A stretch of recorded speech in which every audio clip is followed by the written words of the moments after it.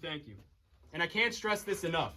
This past year saw far-reaching results from our new policies for peace. By continuing to revitalize our traditional friendships and by our missions to Peking and Moscow, we were able to establish the base for a new and more durable pattern of relationships among the nations of the world. Because of America's bold initiatives, 1972 will be long remembered as the year of the greatest progress since the end of World War II. Toward lasting peace in the world. We deserve it. Yeah! Yeah, Nixon! Thank you. But I can't do this alone. Today I ask for your prayers that in the years ahead I may have God's help in making decisions that are right for America. And I pray for your help so that together we may be worthy of our challenge. Let us pledge together to make these next 4 years the best 4 years in America's history, so that on its 200th birthday, America will be as young and as vital as when it began, and as bright a beacon of hope for all the world. Let us go forward from here, confident in hope, strong in our faith in one another, sustained by our faith in God who created us, and striving always to serve his purpose. Faith is what will keep this country together and thriving.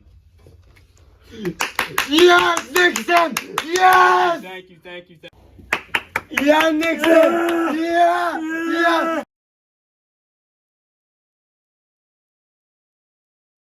What can I do for you today? Thank you, John. I've been wanting to discuss my transfer to Creep. I've been hearing rumors. Are they true? Yes, Gordon, that's correct. I believe your expertise and dedication will be invaluable to Creep's efforts. We need individuals. Yes!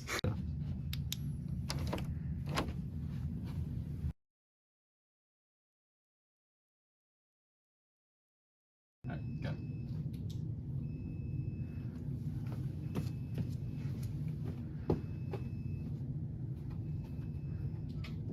Yeah. Alright. Sorry. Hey! Hold it right there. What do you think you're doing? Whoa, who's there? I'm a security guard, and it's my job to protect this place. Now, I asked you a question. What are you doing in my office? Look, this is just a routine check.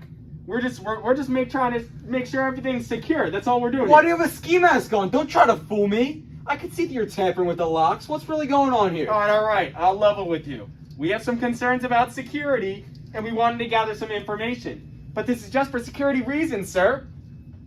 This is not legitimate activities. This looks a bit like breaking in and entering me. You can't just waltz around here with any identification. Listen, you don't understand. Where's your identification? You don't understand. Where is it? This is for security reasons. We're part of a group that supports President Nixon's re-election campaign. We're investigating potential threats. It's all for the greater good. I don't care. Investigating threats? Breaking into the office in the middle of the night? That does not sound right at all. No, wait. You can't report this. I need to report this right away. It's important that you keep quiet about what you've seen. It's a matter of national security. National security? This feels more like a cover-up to me. I won't be part of anything illegal or unethical. No, I'm getting out of here. No.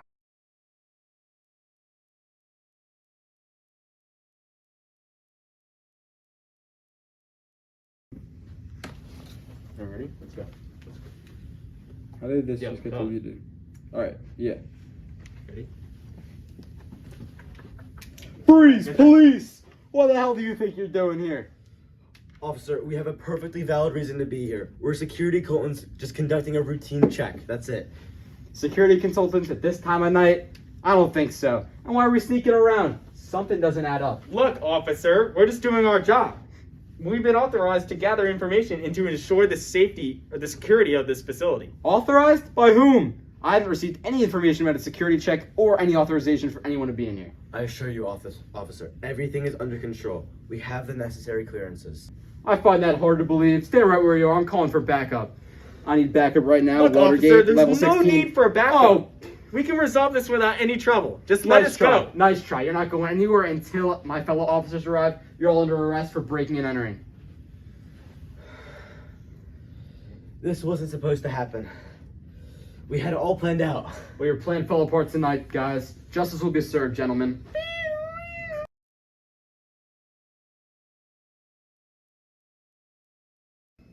Woodward? Woodward, I need your help. There's been a break-in at the National Convention. I need you on it immediately. Yes, sir. Is there an arraignment for the criminals? Yeah, go to the local courthouse. I think they will be speaking to the judge. But don't tell anyone you're going. We don't need the New York Times or some other knockoff piecing the puzzle together before us. Understood, sir. We need to find a motive. Like, who's behind this? What don't we know? 3, 2. I'll get right on it.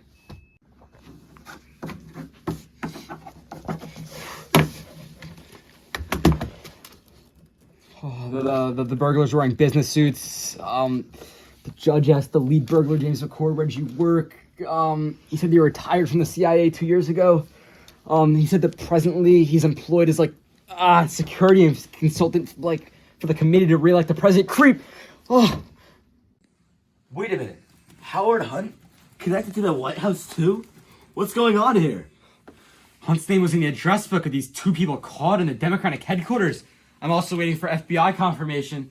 We need more evidence before we go screaming even more. I got a meeting with a trusted anonymous source tomorrow. Hello. Hi.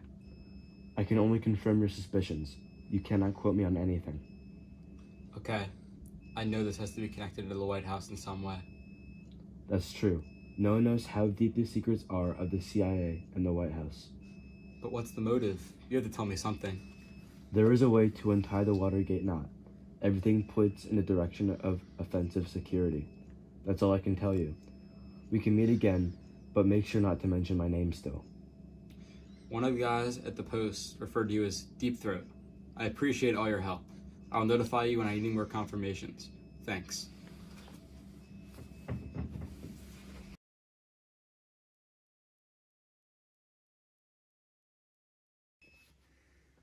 It's crazy that Nixon got reelected. Have you seen the papers recently? Also, take a look at this. Liddy, McCord, and others all got arrested. They're convicted? Whoa, what did they get him for? It says right here, they were found guilty for conspiracy, bugging DNC headquarters, and burglary. This looks so bad now. Liddy was an FBI agent and was so close to Nixon. And McCord is the head of security for Nixon's re-election committee. It has to be connected to Nixon. There's no way out. Good evening, ladies and gentlemen of America. I want to talk to you tonight from my heart on a subject of deep concern to every American. In recent months, members of my administration and officials of the Committee to Re-elect the President, including some of my closest friends and trusted aides, have been charged with the involvement in the Watergate affair. The inevitable result of these charges has been to raise serious questions of integrity of the White House itself. Tonight, I wish to address those questions. When I was in Florida trying to rest, I learned of the Watergate break-in, and I was appalled of the senseless, illegal action. And I was shocked to learn that the employees of the re-election committee were apparently among those guilty. As the investigations went forward, I repeatedly asked those of my administration, those conducting the investigation whether there was any reason to believe that members of my administration were involved. I received repeated assurances that they were not. Therefore, I have faith that no member of my cabinet is in any way involved in this illegal event. I again ordered that all persons of the government or at the re-election committee should cooperate fully with the FBI, the prosecutors, and the grand jury. I want the American people. I want you to know beyond the shadow of a doubt that during my term as president, justice will be pursued fairly, fully, and impartially, no matter who is involved. This office is a sacred trust, and I am determined to be worthy of that trust. Looking back at the history of this case, two questions arise. How could it have happened, and who is to blame? I would not place the blame on my subordinates, on people whose zeal exceeded their judgment, and who may have done the wrong thing in case they deeply believed they were right. I think it is clear that these men thought so highly of me that they were willing to dig up information for my benefit, even in an illegal manner. With that being said, though, I have more to announce tonight. Today, in one of the most difficult decisions of my presidency, I accepted the resignations of two of my closest associates in the White House, Bob Hadelman and John Erickland. Two of the finest public servants it has been my privilege to know. It is essential not only that the rigorous legal and ethical standards to be observed, but also that the public, you, have total confidence that they are both being observed and enforced by those in authority, and particularly by the President of the United States. They agreed with me that this move was necessary in order to restore the confidence, because Attorney General Clydenschnitt has been a close personal and professional associate of some of those who were involved in this case. He and I both felt that it was necessary to name a new Attorney General. Whatever may appear to be in this case before, whatever improper activities may yet be discovered in connection with this whole sordid affair, I want the American people, I want you to know beyond a shadow of a doubt that during my term as president, justice will be pursued fairly, fully, and impartially, no matter who is involved. This office is of sacred trust, and I'm determined to be worthy of that trust. I looked at my own calendar this morning up at Camp David, and I was working on this speech. I showed exactly 1,361 days remaining in my term. I want these to be the best days in Americans' history, because I love America. I deeply believe that America is the hope of the world, and I know that in the quality and wisdom of leadership America gives lies, the only hope for millions of people all over the world, that they can live their lives in peace and freedom. We must be worthy of that hope in every sense of the word. Tonight, I ask for your prayers to help me in everything that I do throughout the days of my presidency to be worth of their hopes and yours. God bless America, and God bless each and every one of you.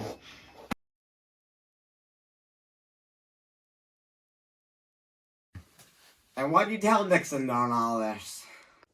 I began by telling the president that there was a cancer growing on the presidency, and that if the cancer was not removed, that the president himself would be killed by it.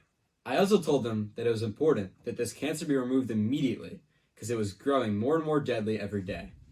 I will say it to you all that there is much to fear from an unchecked president who is inclined to abuse his powers.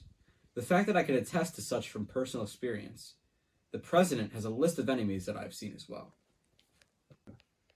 If you have a copy of that list in your possession, could you bring the list tomorrow as evidence to the court? Thank you for your testimony, Mr. Dean. That'll be all for today. We will see you again tomorrow.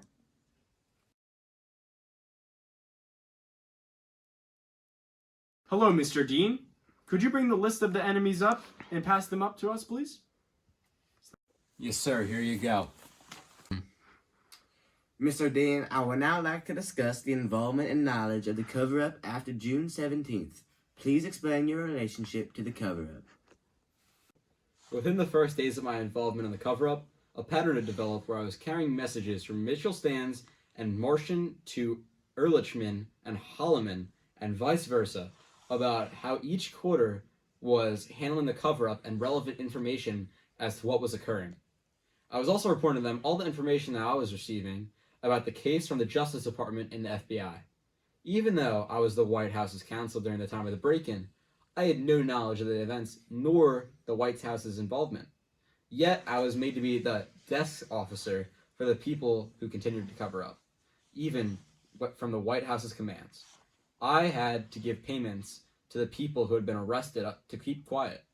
But I didn't know that I was giving these criminals time until early March. I shared every incriminating file or document related to the payments. And then on March 21st, 1973, I met with Nixon and told him there was a cancer in his presidency, and that if he and they did not stop the payments, it would kill the entire presidency once and for all. But I could tell Nixon had no intention on stopping those payments because of the risk of the truth getting out. That's what he was most afraid of. Do you remember anything the president said specifically, Mr. Dane? Yes. When the president met with me in the Oval Office on, I believe, April 15th, he asked me, you know when I told you we can get $1 million? I was just kidding. I did not remember thinking that he was joking when he told me this, but I decided to take his word.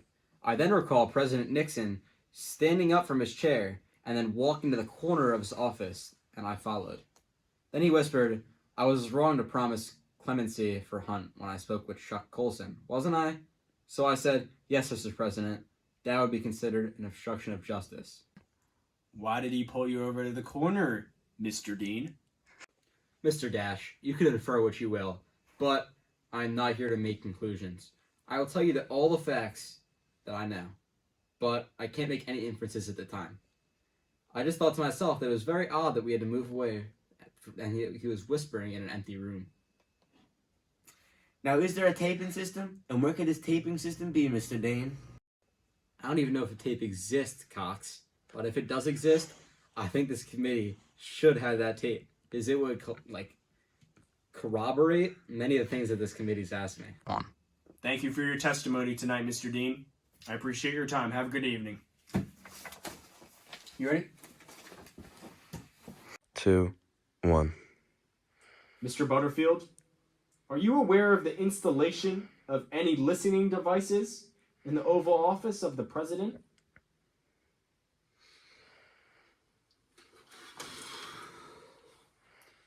I was aware of the listening devices. Yes, sir. And when were those devices placed in the Oval Office, sir? Approximately the summer of 1970. I cannot begin to recall the precise date, but my guess is that the installation was made between, this is a very rough guess, April or May of 1970, and perhaps the end of the summer in 1970.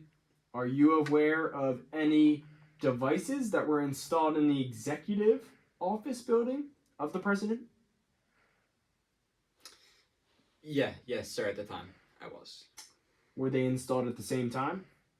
Yes, sir, they were installed at the same time. They were installed for historical purposes, to record the President's business, and they were installed in the 2 offices.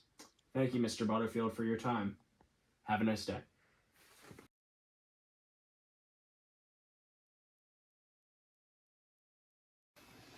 Sir, I think we need to disconnect the taping devices immediately. I heard rumors in the papers of it. All right, well, disconnect them and then stash them. But don't budge an inch if anyone asks about it. I don't know who I can trust anymore. Yes, of course, Mr. President.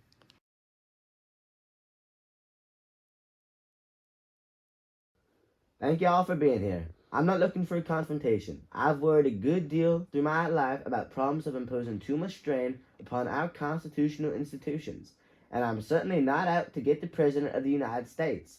However, there has been and is evidence, not proof perhaps in some instances, but clearly prima facie evidence of serious wrongdoings on the part of high government officials, wrongdoing involving an effort to cover up other wrongdoings. Mr. Nixon, what do you have to say about these tapes? The tapes are entirely consistent with what I know to be the truth, and what I have stated to be the truth. However, as in any verbatim recording of informal conversations, they contain comments that persons with different perspectives and motivations would inevitably interpret in different ways. Careful study before requesting the tapes convince you that any blanket claim of privilege to withhold this evidence from a grand jury is without legal foundation. Well, they can be accurately understood or interpreted only by reference to an enormous number of other documents and tapes. This would be incredibly dangerous because this would begin an endless process of disclosure and explanation of private presidential records totally unrelated to Watergate. I feel like I'm being persecuted here for nothing that I've done wrong.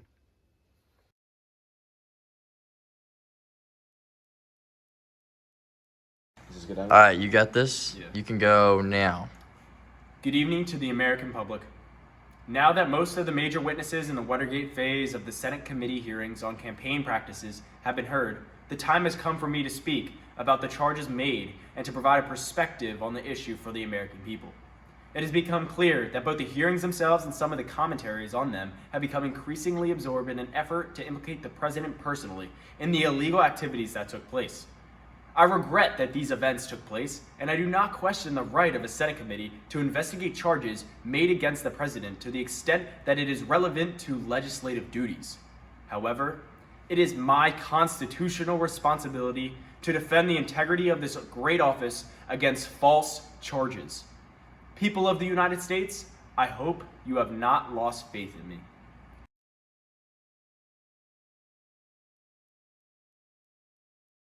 Good evening, ladies and gentlemen. Nearly 5 years ago, and again last year, you gave me the greatest honor of my life by electing me Vice President of the United States. Late this summer, my fitness to continue in office came under attack when accusations against me in the course of a grand jury investigation were improperly and unconscionably leaked in detail to the news media. I repeat and I emphasize that denial of wrongdoing tonight.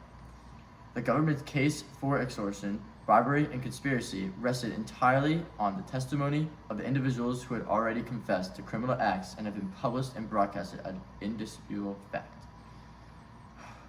As for Ford, he'll make an excellent vice president, and he is clearly qualified to undertake the highest office, should the occasion require it. After the vice presidency is filled, the next question for Americans will be whether we're able to profit from this series of painful experiences by undertaking the reforms that recent tragedies cry for. I urge you all to keep your faith in our government despite these recent events.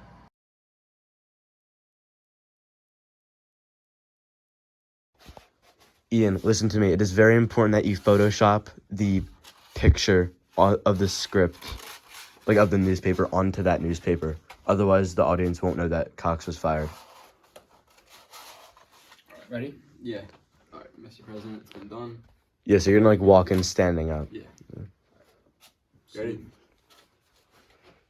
Yeah, you gotta stand up and like walk to him and hand it to him. Absolutely. Mr. President, Oh how are shit. you? Sorry. Start like over here. Yeah. Are you good? Yeah. Hello, Mr. President. Nice to see you, Abe. You may want to see this. See what? Come with me. Oh. Great. Glad to see this. Interesting. Whether ours shall continue to be a government of laws and not of men is now before Congress and ultimately before the American people. I implore the people to see the corruption within our very government and the president that protects it.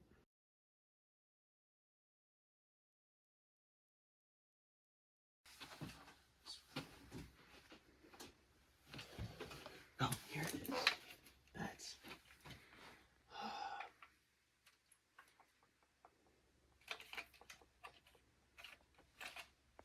Wait. There's a gap. 18.5-minute gap in this tape. I can assure you, President Nixon was very, very disturbed and almost incredulous when he learned of the full extent and import of the 18-minute gap of the White House recording. I'm President Nixon's personal secretary. I can assure you that this is all a mistake. I pressed the wrong button when I was reviewing the tape once. When I discovered this mistake, there was no conversation, just a shrill buzzing noise. Bzzz.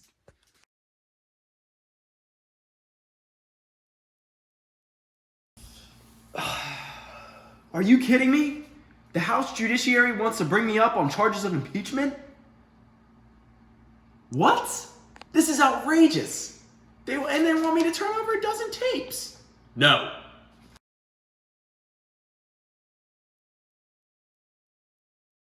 Now, on the investigation, the Democratic break-in thing, we're back to the problem area because the FBI is not under control.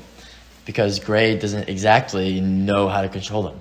And they have their investigation is now leading into some productive areas because they've been able to trace the money, not through the money itself, but through the bank.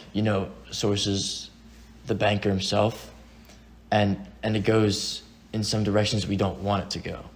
Mitchell came up with it yesterday, and John Dean analyzed it very carefully last night and concurs now with Mitchell's recommendation that the only way to solve this, and we're set up beautifully to do it, and that the only network that paid any attention to it last night was NBC.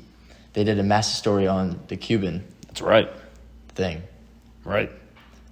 That the way to handle this now is for us to have Walters call Pat Gray and just say, stay the hell out of this.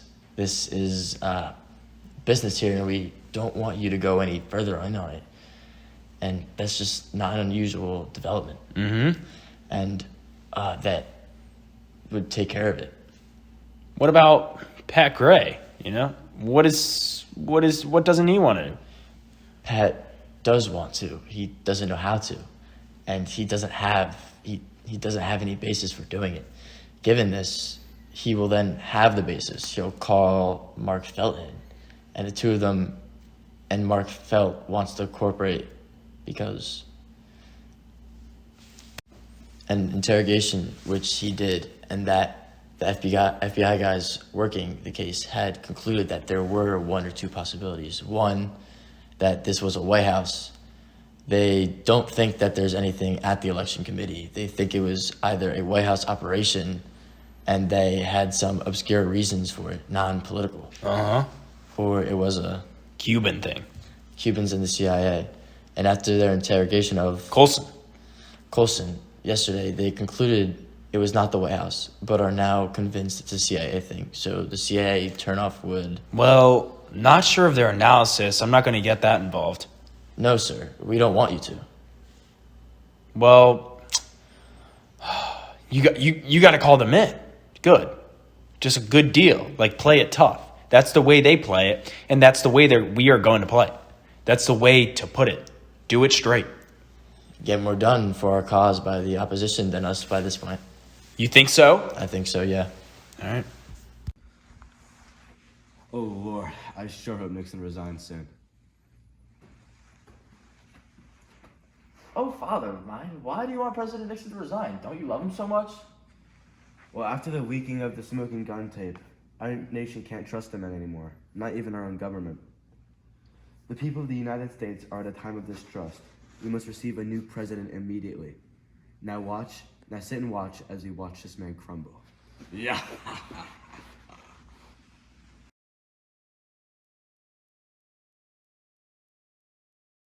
Yeah. Good evening. This is the 37th time I have spoken to you from this office, where so many decisions have been made that shape the history of this nation. Each time I have done so to discuss with you some matter that I believe affected the national interest. In all the decisions I have made in my public life, I have always tried to do what was best for the nation. Throughout the long and difficult period of Watergate, I have felt it was my duty to persevere, to make every possible effort to complete the term of office which you elected me. In the past few days, however, it has become evident to me that I no longer have the strong enough political base in Congress to justify continuing that effort. I have concluded that because of Watergate, I might not have support of Congress that I would consider necessary to back the very difficult decisions and carry out the duties of this office in the way of the interests of the nation will require. Therefore, I shall resign the presidency effective at noon tomorrow. Vice President Ford will be sworn in as president at the hour in this office. In the passing this office to Vice President, I also do so with the profound sense of the weight of responsibility that will fall on his shoulders tomorrow, and therefore of the understanding, the patience, the cooperation he will need from all Americans. I shall leave this office with regret and not completing my term. These 5.5 years of presidency will go down in history. As we look up to all the achievements that we've accomplished in our nation, we have opened a new relation with the Soviet Union. We must continue to develop and expand that new relationship so that the two strongest nations of the world will live together in cooperation rather than confrontation. This, more than anything, is what I hope to achieve when I sought the presidency. This, more than anything, is what I hope will be my legacy to you. To our country, as I leave the presidency. To have served in this office is to have felt a very personal sense of kinship with each and every American. In leaving it, I do so with this prayer.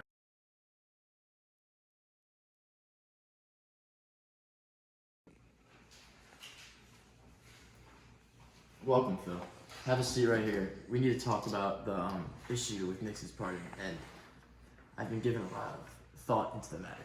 Of course, Mr. President. Have you come to a conclusion on what you will do? I believe so, and I'm going to pardon Nixon for what he's done. I feel that Richard Nixon and his loved ones have suffered enough, regardless, and I also have the power to do so. Mr. President, you do realize that the president's power to pardon within the Constitution is not absolute. The public will also think that this is an outrageous decision. I understand that, Phil, but I do believe with all my heart and mind and spirit that I, not as president, but as a humble servant of God, will receive justice without mercy if I fail to show mercy. Very well, sir. Ladies and gentlemen, I've come to a decision which I felt I should tell you. and all my fellow citizens, as soon as I was certain in my own mind and conscience, that is the right thing to do. I have learned already that in this office, the only difficult decisions come to this desk, and my customary policy is to try and get all the facts, and to consider the opinions of my countrymen, and to take counsel with my most valued friends. But these seldom agree, and in the end, the decision is mine. As for my presidency, I have promised to uphold the Constitution and to do what is right for our God and nation. The Constitution is supreme law of our land. It governs our actions and citizens. I deeply believe in the equal justice to all Americans. In this, I dare not depend upon my personal empathy as a longtime friend of the former president. My conscience tells me that only I, as president, have the constitutional power to firmly shut and seal this book. I do believe with all my heart and mind and spirit that I, not as president, but as a humble servant of God, will receive justice without mercy if I fail to show mercy. Finally, I feel that Richard Nixon and his loved ones have suffered enough and will continue to suffer no matter what I do. Therefore, I, Joe R. Ford, President of the United States, pursuant to pardon power conferred upon the Articles 2, Section 2 of the Constitution, have granted and by these presents do grant a full, free, and absolute pardon unto Richard Nixon for all offenses against the United States during the period of January 20th, 1969 through August 1974.